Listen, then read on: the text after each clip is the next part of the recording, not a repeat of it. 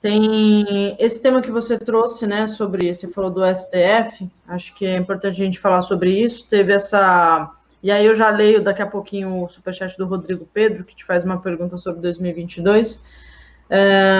O STF, a expectativa ali era negativa, né, de que fossem contra a Constituição e dessem autorização para que o Maia e o Alcolumbre pudessem se reeleger na mesma legislatura. Isso não aconteceu. Inclusive, saiu até a informação de bastidor de que havia um combinado de votos e que ministros teriam traído depois esse combinado. Enfim, uma coisa bem lambança, né? Que não dá para a gente ficar surpreso, mas esses bastidores não saíam muito, né? Uma coisa, assim, bem escandalosa de julgamento combinado.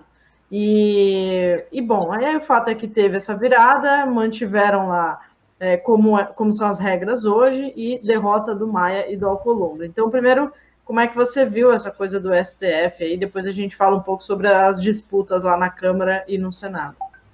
Eu acho que o STF estava se encaminhando para mais um estupro aí da Constituição Nacional, que é esses aí são os maiores estupradores do país, só que eles não estupram mulheres, eles estupram uma mulher, só que é a Constituição Nacional. Né? Aí teve essa reviravolta. No primeiro momento, eu mesmo olhei e falei, nossa, o que aconteceu aqui? Né, que eles deram marcha ré no estupro. Vendo a votação, a gente vê que a votação é entre duas alas que são politicamente alinhadas. Né? A ala que votou pela mudança é uma ala alinhada com o DEM, do Maia. Né? E a ala que votou contra a mudança é uma ala mais alinhada com o PSDB e é a ala lavajatista do STF, que é a PSDB também. Porque a gente sabe que a Lava Jato foi uma operação do PSDB. Então, aqui, né, logicamente que a gente tem que conjecturar, porque a gente não sabe de nada. Né? Eu não tinha visto isso aí que você falou, que roeram a corda no último minuto lá e votaram. Né? Mas eu elaboraria a seguinte conjectura para a gente comprovar, que é a seguinte. Abriu-se dentro do bloco dominante uma disputa para ver quem que vai ser o cabeça do plano Biden brasileiro.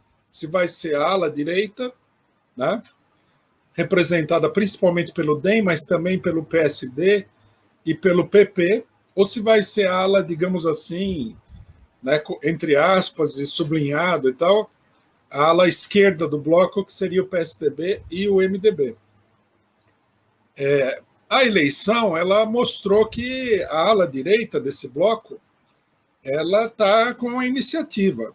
Né? Na eleição, ela foi bem, ela foi a ala que mais cresceu aí dentro do bloco, a outra ala perdeu voto. O Maia está numa posição muito especial, aí, controlando o governo Bolsonaro através da mesa da Câmara.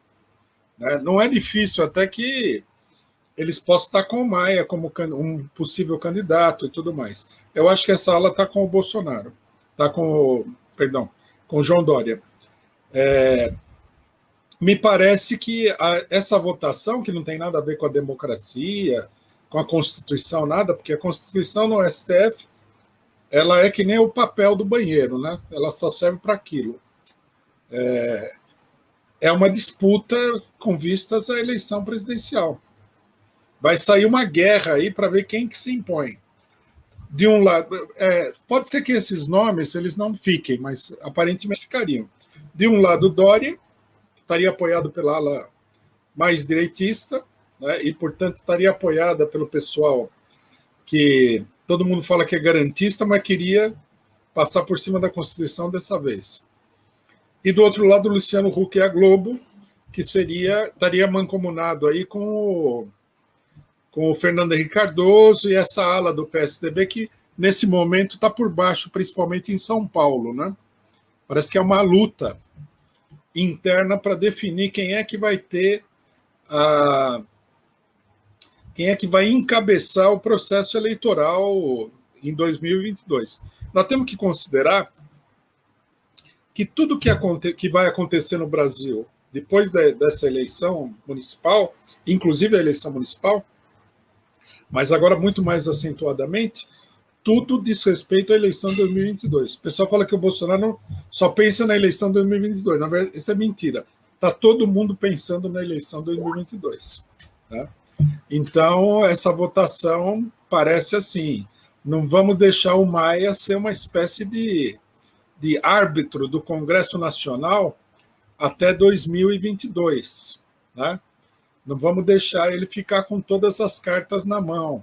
Porque você imagina, o Congresso Nacional ele pode decidir uma série de coisas sobre as eleições.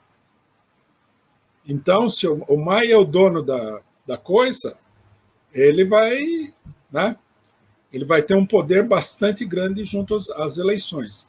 Outra coisa que a gente pode ver também, uma coisa que poderia confirmar essa conjectura, essa hipótese, é a questão da própria presidência da Câmara. Como é que vai se definir agora os candidatos e a posição da esquerda? Porque a esquerda é a favor da frente ampla, mas a esquerda, em geral, é a favor da ala PSDB, FHC e Globo, e não da ala DEM. Né? O alinhamento de todo um setor da esquerda com esse pessoal. A gente viu, né? No Rio de Janeiro, o PSOL, assim, tá...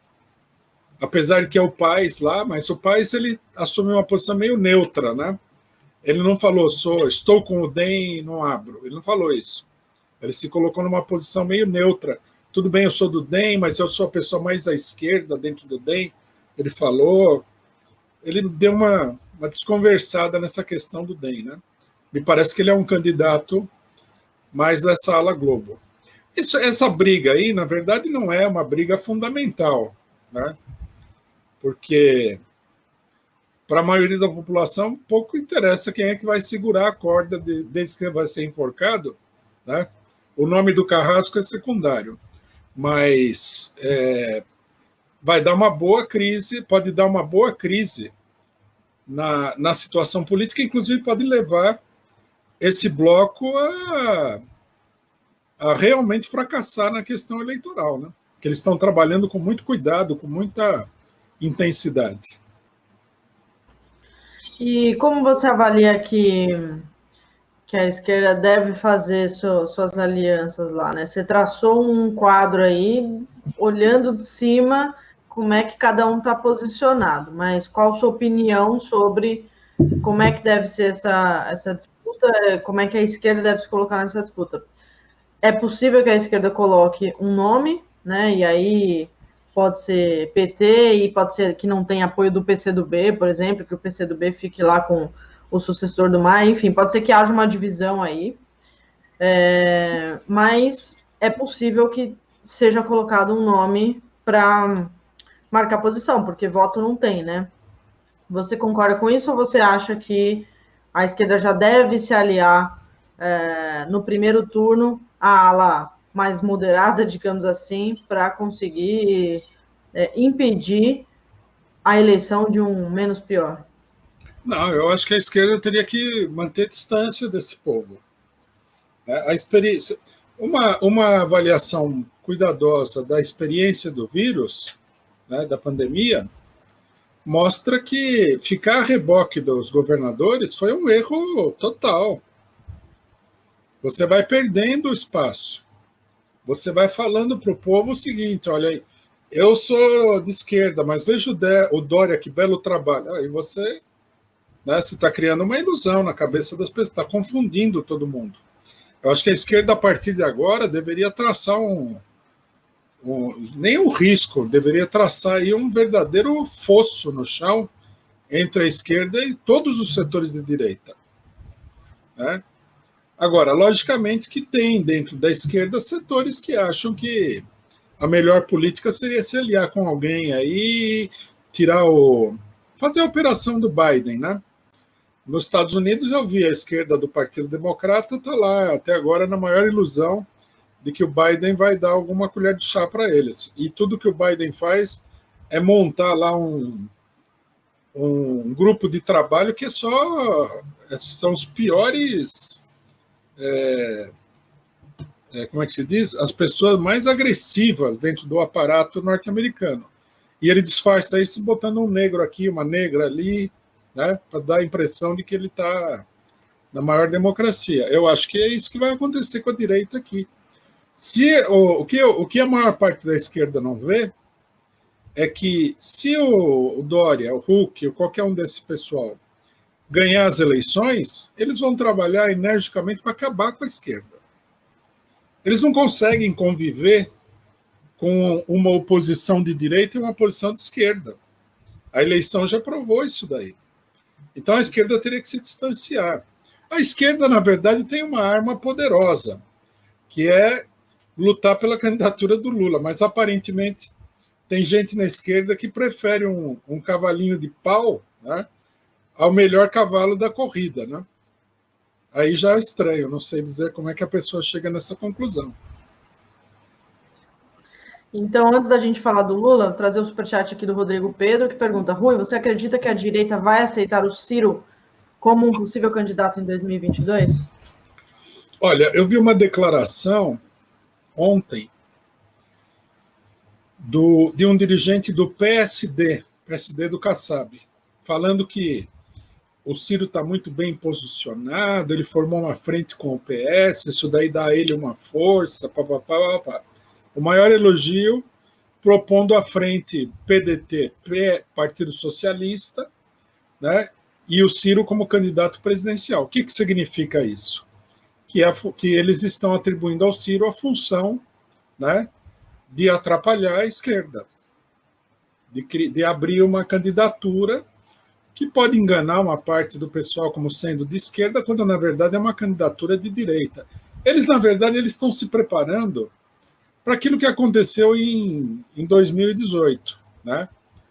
Bolsonaro de um lado, o PT do outro, com o Lula em primeiro lugar, mas com um candidato substituto, e aí eles têm que montar o jogo para evitar isso daí. E o papel do Ciro é dividir o voto com o PT, isso aí não tem a menor dúvida, né? Inclusive a referência à frente PS-PDT é muito clara, isolar o PT. Se fizer a frente PS-PDT, capaz que até o PCdoB apoie. Bom, o Dino falou, né, que a esquerda deveria apoiar o PDT também. Eu vi essa declaração dele. O Dino falou isso e também sobre o Lula, né, que não há tentativa de se unir para derrotar o Bolsonaro, o bolsonarismo, enfim, sem o PT e sem o Lula. Agora, numa frente com partidos e com pessoas como Maia, enfim, Luciano Huck, aí não tem como colocar a esquerda, né? Já sabemos sua opinião, né? Tem gente que defende uma frente mais ampla, digamos assim, maior, incluindo partidos até de centro-direita, e a sua posição é de uma esquerda bem mais específica, né? Assim, nas pautas e sem considerar esses nomes e esses partidos. Mas é isso, acho que o Ciro está se mostrando cada vez mais para o outro lado, né? Sendo citado, inclusive, pelo Maia. Ele foi citado pelo Maia. Nesse grupo aí de Huck, né, e de Dória, etc., o Ciro foi citado. Então, não foi à toa, né? Que ele está na listinha, né, do Maia. Eu acho que sim, que ele é como é que se diz? Ele é um candidato desse bloco. Só que ele é o candidato com menor possibilidade e o bloco não escolheu ele como candidato. Acha que ele é um candidato que você pode engolir, que você pode, não, mais do que engolir, com o qual você poderia governar, mas não é o preferencial. Não sendo preferencial e lançando candidatura, ele vai ser estimulado para tirar votos da esquerda. Isso aí é absolutamente claro, né? E é possível que ele tire mais do que a gente está pensando. Por exemplo, a posição do PCdoB seria importante, mais ou menos importante nesse quadro. Se o PCdoB for para o lado do Ciro, que é uma possibilidade, não seria apenas uma questão numérica de votos. Tem também a impressão, que vai ser explorada pela imprensa burguesa. O PT está isolado, nem o PCdoB, tradicional aliado, papapá, babá, eles vão procurar explorar isso daí. Eu acho que o papel do Ciro está muito claro, depois de muita discussão sobre o Ciro, né? Quantas vezes que a gente não discutiu o caso do Ciro aqui, ele até nos atacou aqui, em função das críticas que foram feitas, mas agora está claro, o Ciro é uma peça do jogo do adversário, não do nosso jogo aqui. Sim. E Rui, então Lula 2022, você fez até uma live especial com a Tuxi na semana passada para falar sobre isso, essa campanha que defende Lula presidente. Ontem o Haddad fez uma fala também, defendendo Lula presidente e pedindo que o STF cumpra sua função, né? Julgue o caso do Moro, enfim, e dê os direitos políticos ao Lula. Queria que você falasse sobre isso, sobre essa campanha, esse discurso que o pessoal tem feito, e como é que você vê isso daqui até a eleição de 2022? Né? Se vai angariar lideranças ou se essas lideranças de esquerda estão mais em outra, né? Como o Flávio Dino. Ok, ele diz que não há frente sem Lula e tal, mas até aí é diferente de apoiar o nome Lula para presidente, até porque ele tem suas próprias ambições, né? Assim como vários outros também têm suas próprias ambições. O primeiro sinal positivo em relação a essa proposta foram os acontecimentos após a eleição. Tá? No balanço da eleição, a direita golpista, né, Rede Globo, etc., Estado de São Paulo, a imprensa e tudo mais, os políticos de direita, eles começaram numa campanha dura contra o PT, né, dura contra o PT, mas que visa fundamentalmente o Lula e a eleição de 2022. Então eles saíram atacando, isso daí estimulou um pessoal um pouco mais fraquinho ou de caráter ou de inteligência a também atacar o Lula. Né? Um membro da direção do PT, um cidadão chamado Alberto Cantalice, saiu dizendo que o Lula já fez muito pelo PT, agora ele tem que sair de lado e dar espaço, que me pareceu uma coisa assim extremamente deselegante da parte dele. Né? Ele quer colocar o Lula ali no museu do Lula. Quer aposentar o Lula precocemente. Eles começaram com isso, Ciro Gomes, lógico, o Jacques Wagner falou, mas a reação a essas declarações foi muito negativa dentro da esquerda. E todo mundo recuou. Agora ninguém fala mais nada. Eu já acho que isso aí é positivo, mostra, né, a força da oposição a essa colocação da burguesia de que o Lula tem que ser colocado para fora. Então, esse é o primeiro fato, é uma constatação do que aconteceu nesse período. O segundo fato, que eu acho que é muito importante discutir, porque há muita incompreensão e muita até falsificação da posição que nós estamos defendendo, que é o seguinte: a defesa do Lula não é, da nossa parte, e eu acho que de um ponto de vista essencial, de um ponto de vista geral, não é a defesa nem digamos assim, da política do Lula no governo, né? Apesar de que nós não sabemos qual seria a política de um governo Lula nesse momento, eu acho que ele se deslocou muito para a esquerda nesse período do golpe, e nem uma defesa do PT, nem nada disso, não é nenhuma defesa de nenhum particularismo. Né? O problema do Lula é um problema que diz respeito diretamente à marcha da situação política, às instituições e o funcionamento do regime político.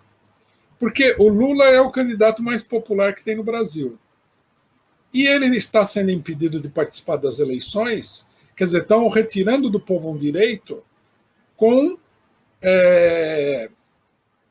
como é que se diz? Com elementos, né, judiciais que ficaram completamente desacreditados, que são falsos, um processo fraudulento contra ele. Então, quer dizer, você deixar o Lula fora da eleição em 2022 é um novo golpe de Estado. Né? todo mundo no Brasil, todo mundo, não é só a esquerda. Tudo bem que a burguesia que deu o golpe, mas como eles se passam por democráticos, a gente deveria perguntar: você é a favor desse golpe? Tirar o candidato mais importante para ganhar uma pessoa que não tem voto? É um golpe. Né? Ninguém em sã consciência pode aceitar uma coisa como essa. Né? Isso é uma coisa que acontece nas ditaduras. Na ditadura, o cidadão vai lá e tira o opositor dele para ele concorrer sozinho. No Brasil fica disfarçado porque dá a impressão de que a direita não está concorrendo sozinha, tem vários candidatos e tal. Mas, na verdade, né, se o Lula sai fora, a direita ganha a eleição, né, como ganhou com o Bolsonaro. Quer dizer, é um golpe de Estado, é uma ilegalidade, é uma fraude eleitoral. O problema do Lula é não participar das eleições. Então, deveria ser ponto pacífico entre todos os setores que se digam democratas, não precisa ser socialista, revolucionário, nada. A pessoa que se diz democrata defendeu o direito do Lula a ser candidato, que é o que está em discussão nesse momento aqui. Muita gente fala, não, o Lula é importante, o Lula é isso, o Lula é aquilo, mas não está disposta, né, a se mexer para garantir os direitos políticos do Lula, que foram roubados dele de uma maneira completamente criminosa. Bom, roubado já é um crime, né? Ele está sendo alvo, ele está sendo vítima de um crime. Nós tivemos o golpe em 2016, que tirou uma pessoa que havia sido eleita do governo, né? Depois nós tivemos a prisão ilegal, fraudulenta do Lula. Depois nós tivemos a eleição em 2018, onde o Lula poderia ter concorrido, né, sub júdice. Muita gente não sabe disso. Ele poderia ter concorrido normalmente. Né? Veja você que nessa eleição municipal, já que não é o Lula, né, é tudo gente que não tem importância, mais de 100 candidatos concorreram condenados e ganharam a eleição. Né? Dos vários condenados que tem aí, 100 ganharam a eleição. Agora está todo mundo discutindo se eles devem tomar posse. Provavelmente vão tomar posse e a discussão vai continuar. Quer dizer, o Lula poderia ter, digamos assim, gozado da mesma prerrogativa legal. Ele poderia ter concorrido, ele poderia ter ganho a eleição. Só que o STF e o TSE decidiram, né, que ele não podia aparecer no programa, que ele isso, que ele aquilo, que ele aquele outro. Uma segunda ilegalidade. Caçaram outros direitos do Lula. Aí o PT tomou a decisão, na minha opinião equivocada, de trocar o Lula pelo Assad. Devia ter deixado o Lula enfrentado feito campanha. O Lula está na cadeia, estão caçando os direitos dele, deveriam ter tido mais coragem em fazer isso daí. E agora, né, nós temos uma nova eleição em 2022 e nós vamos para um novo golpe de Estado. Quer dizer, então a pergunta que fica aqui é o seguinte: a esquerda vai aceitar de cabeça baixa esses golpes de Estado até quando? Até quando que nós vamos aceitar aqui calados que meia dúzia de pessoas vão lá e fiquem manipulando as coisas para eles ganharem eleição? A eleição municipal já foi uma monstruosidade que ninguém denuncia, o caráter profundamente antidemocrático. Agora, fazer a eleição presidencial sem o Lula é um escracho. É cuspir na cara da população. Todo mundo sabe que a Lava Jato foi um processo fraudulento. Tem até ligação com autoridades norte-americanas nesse negócio aí.